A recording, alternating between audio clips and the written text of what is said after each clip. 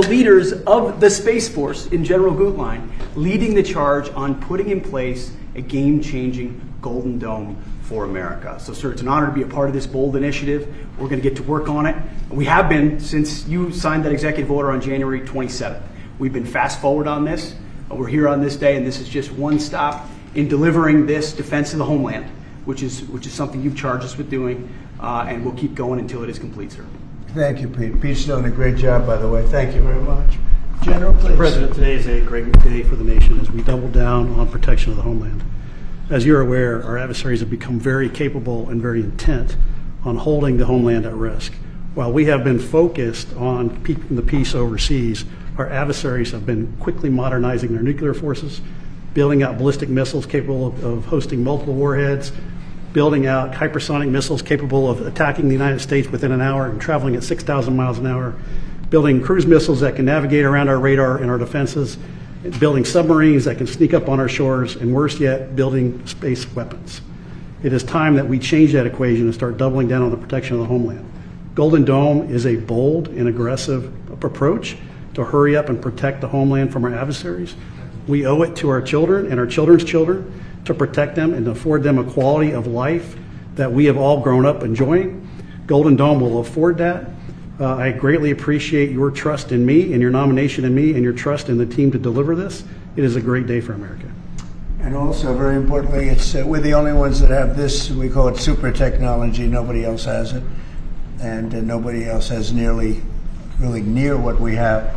So this is a very exciting project. This is something that will, the general said close to 100% protection. So that's something we need. I think it's a very, and everything's going to be made in the USA, by the way, very importantly. So it's something that I've been looking forward to for a long time. And I just noticed you too, Jim, you're standing there. Behind you is a very important document, Declaration of Independence. And that was in the vault for many decades right under this area. They have vaults with pictures on top. You have Abraham Lincoln. You see that was the original Abraham Lincoln, the original Washington. And does everybody know who the middle was? General Grant. And so it's very exciting. You look over here, and above Ronald Reagan, you have Thomas Jefferson.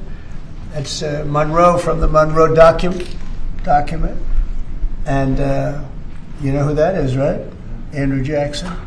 So we have a lot of very exciting pictures, and on the other side, likewise, some great presidents and great people. And many of these, because people were asking about them, many of them, almost all of them, were in the vaults or nearby, but generally in the vaults downstairs, where we have some great. So it's very exciting. The place has become a little different than you first saw it, Jim, right? Yes, much better. It's a little bit different. It's slightly better.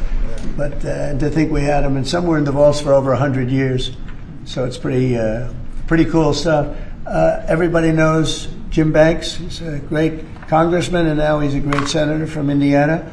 And you might want to say a few words, Jim. Well, your legacy with Space Force, Mr. President, is already big, but the Golden Dome is going to be an even bigger legacy for our country. And Indiana is going to help you make it. Right.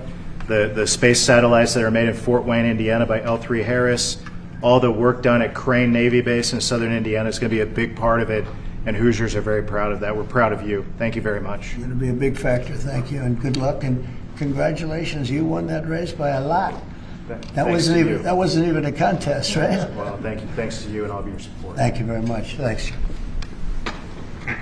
Please go ahead. You missed that. This is Senator Kramer, and he's one of our best.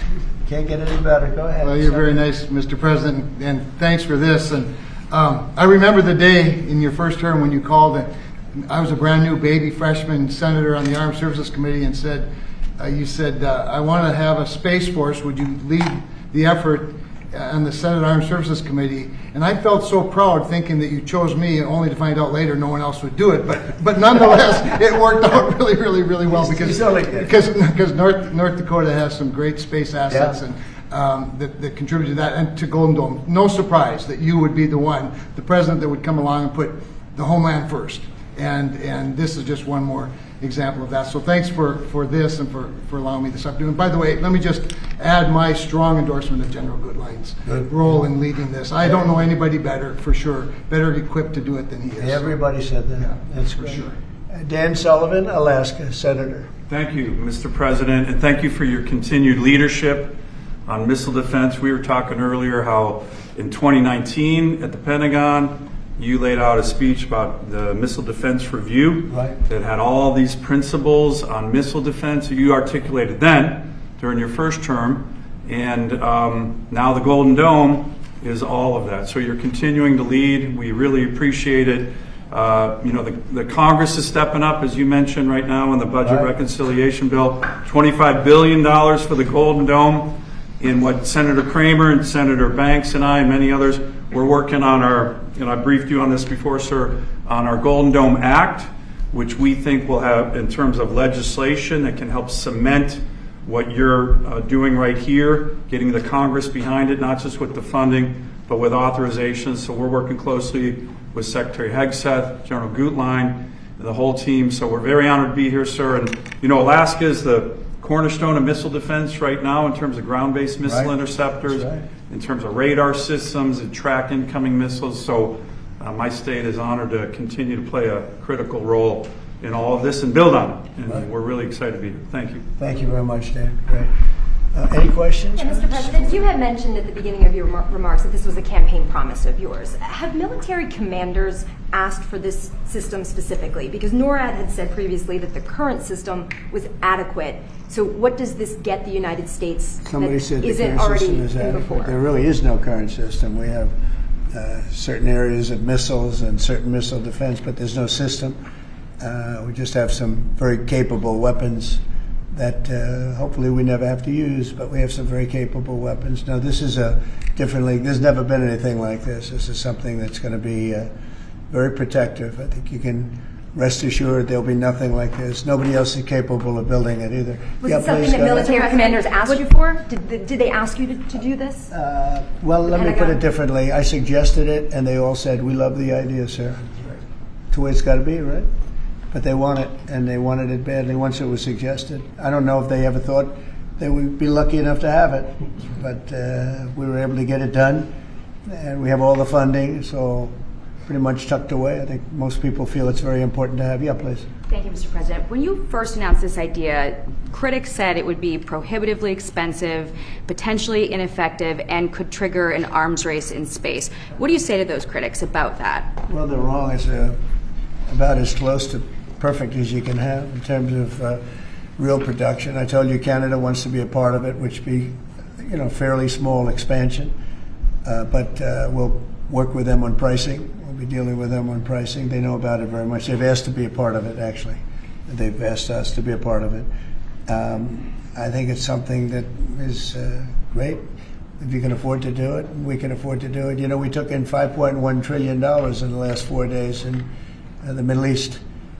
And when you think about it, this is a tiny fraction of that. But we make it all here. We're going to make it all here. We have, I will tell you, an adversary told me, a very big adversary told me the most brilliant people in the world are Silicon Valley. He said, we cannot duplicate him. We can't. This was somebody that I won't tell you who it is, but you'd be amazed. We have the most brilliant minds in the world doing this kind of thing, the equipment, the space, the computers, everything. But I said that we just can't duplicate what you have there in Silicon Valley. We never have been able to. And this is a very strong group of people and very strong minds, but they can't. So we have things that nobody else can have. You see what we've done helping Israel with that. You probably wouldn't have in Israel. They launched probably 500 missiles altogether, and I think one half of a missile got through, and that was only falling to the ground as scrap metal. It's pretty amazing, and this is in terms of technology, far advanced from that system. And just one follow-up on the adversaries. Have you addressed Russia's ventures in space with a space-based nuclear weapon and told Putin to stop in your conversations with him? We haven't discussed it, but at the right time we will. Yeah. Mr. President, with the goal of keeping Americans safe with this, can you talk about the timeline? How long will this take to complete? We think it's going to be about a little bit less than 3 years, and we'll have a big phase-in very early. We're starting immediately with $25 billion. It'll cost about $175 billion completed, but we think in 2.5 to 3 years. Are you confident that you can get the funding needed from Congress quickly? It's amazing how easy this one is to fund. You know, some funding is tough and some is easy. When we say we're going to save everyone's lives in a crazy world, it seems to be very easy to get. Yeah, we've already spoken to everybody we have to speak to. Everybody's in, I would say, Dan, everybody's in line here, right? Yes, sir. $25 billion is a down payment in the budget reconciliation bill right now. Yeah, so I think Mr. President, on Russia, people actually love it. Mr. President, on Russia, are you worried about the reports on a military buildup along the borders towards Finland and Norway? No, I don't worry about that at all. They're going to be very safe. Those are two countries that are going to be very safe. And the secondly, sir, if I may, Volodymyr Zelensky is saying today that he's hoping for you to impose new sanctions on Russia. Are you considering that? Well, that's going to be my determination. That's going to be nobody else's determination. We'll see how Russia behaves. We see what's going to happen. You know, we have a pretty critical time right now. I had a talk yesterday for 2.5 hours with President Putin, as you know. I also spoke to all of the European, or to many of them, leaders, but they were representing the whole. And I think we had very good conversations yesterday. Please. Thanks, Mr. President. What companies have asked to be involved in building this system, and have you decided on who will be building it? Yeah, I think I'll let you answer that. You can mention some of yours from Alaska's involved, and Alaska's a big part of it because locationally they're sort of perfect. I think that's your first line of defense in certain instances, and Kevin will tell you that his state's involved. But honestly, Georgia's going to be very big. Florida's going to be very big. They're all going to be very big. Jim, do you want to talk about Indiana? Yeah, in Fort Wayne, Indiana, where I live, we make all the space satellites at L3 Harris. Across the board, we're the top manufacturing state in the country. By the way, the tariffs have been very good for auto manufacturing in Indiana. So good. But this is going to be really good for the defense industry in my state. And there's so much money involved here. There are going to be a lot of American companies involved in making the Golden Dome You possible. might also say, you're talking about the tariffs, he has some of the biggest auto plants in the world moving into Indiana, only for one reason, maybe two reasons, November 5th and the tariffs, okay? Yes, sir. But the tariffs have driven tremendous business into this country. But you have one of the biggest in the world being built. The Honda Civics, Right. the new Honda Civic made in Indiana. GM has added jobs. Eli Lilly moving pharmaceutical manufacturing from China to the United States, $27 billion. You go on and on with good news in Indiana and across the country because of the tariffs. Our country was cold as ice a year ago, and now we have the hottest country in the world. This is the hottest country in the world, nobody even close. If you look at even this last trip that I made, the respect that is paid to our country. We've went from being laughed at all over the world, and now we're the hottest country in the world by far. Dan, go ahead, please. Yes, sir, Mr. President. I think when you look at the system that you've laid out, it's an idea in your executive order of a layered defense. So you have initial ground-based missile interceptors, which are made by some of the big defense companies, Lockheed, Martin, Raytheon. But the beauty of your vision, Mr. President, is that it's layered, it's open architecture, and it goes up into space. So this is going to be some of the new defense tech companies that are very interested in it and can bring missile defense at a cost that I don't think, you said it, Mr. President, is unimaginable in terms of how much lower the cost is. So it's all across the board in terms of companies. Senator Kramer and I just met with a bunch of them last week that are interested in this. And you said it earlier, Mr. President, our technology sector is head and shoulders above any other place in the world, and they're going to be a key part of this, and I think that's why it makes it so exciting. Mr. President, I think one of the things and you alluded to this, the new autonomous space age defense ecosystem is more about Silicon Valley than it is about big metal, right? And so what's exciting about this is it makes it available to everybody to participate, to compete. Big companies, mid-sized companies, small companies, but General Gutlein is the perfect person, again, to sort all that out because he understands how it has to work together ultimately. And Pete, maybe we'll close with you. We have been discussing this for a long time. Pete and I used to discuss it when I was going to go on a show that he did very well and had tremendous ratings, but all he wanted to talk about was the military. He didn't want to talk about anything else. We used to talk about this. How about you closing it out? Yes, sir. I mean, like I said, without your vision, willing to say and do things when other people wanted to look away and pretend like the threat didn't exist, or be focused on foreign adventurism and some other threat that we've been told is affecting us. When you looked at the data, sir, from Russia to the Communist Chinese and their capabilities, what they're trying to do to supersede us and threaten us, how do we find the best innovators, the best military leaders, the best companies, tech companies? You mentioned open architecture. That's exactly right. So multiple companies can pour into this, sir. It's a layered defense. So if you miss at one, you catch at the next. And it integrates existing technologies that can speak to each other. So it moves quickly while also investing in further ranging space-based interceptors. So our enemies, our adversaries, are going to pay a lot of attention to this, just like they have to President Trump from day one. So you're defending the homeland, defending the American people.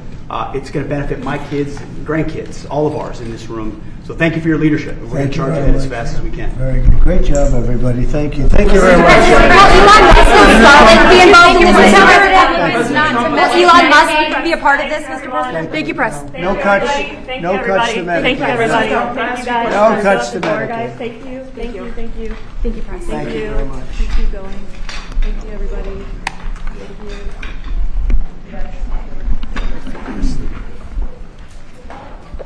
Thank you.